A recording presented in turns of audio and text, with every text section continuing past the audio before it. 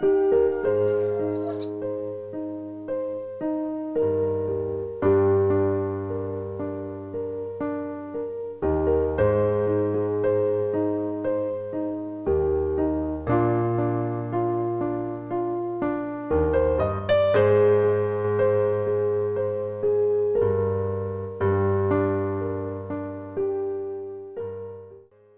be like Jesus. The commandments are for all. Also the sons of the stranger that join themselves to the Lord, to serve him and to love the name of the Lord, to be his servants, every one that keepeth the Sabbath from polluting it, and taketh hold of my covenant. Even them will I bring to my holy mountain, and make them joyful in mine house of prayer.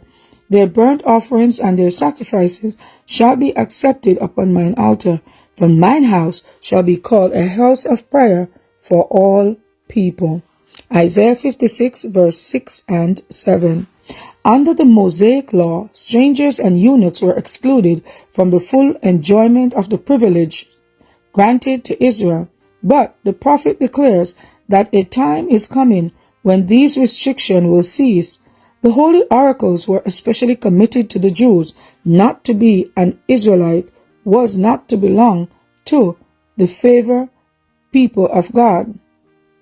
The Jews had come more and more to regard themselves as superior by divine right to every other people upon the earth, yet they had not been careful to maintain their separate and holy character by rendering obedience to all the commandments of God. Now, the prophet declares that the stranger who will love and obey God shall enjoy the privileges that had belonged exclusively to the chosen people. Hitherto, circumcision and a strict observance of the ceremonial law had been the condition upon which Gentiles could be admitted to the congregation of Israel. But these distinctions were to be abolished by the gospel. Isaiah 56 verse 6 and 8. The first part of Isaiah 58 brings to view a people who apparently delight in the service of God.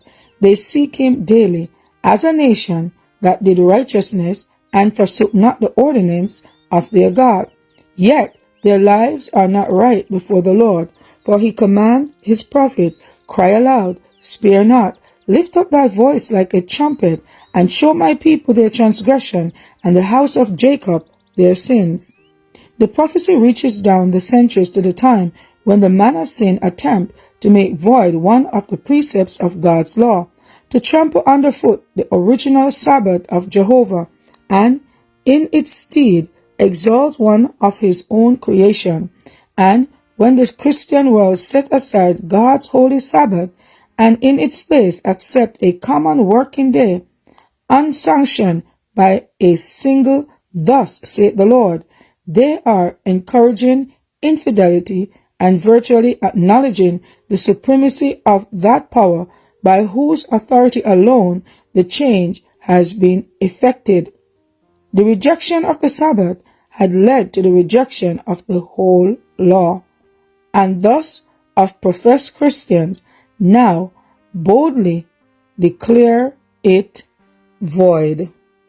To be like Jesus, May 20th. As for me and my house, we will serve the Lord. Thank you all for listening, and please join us once again tomorrow for your daily devotional reading. God bless.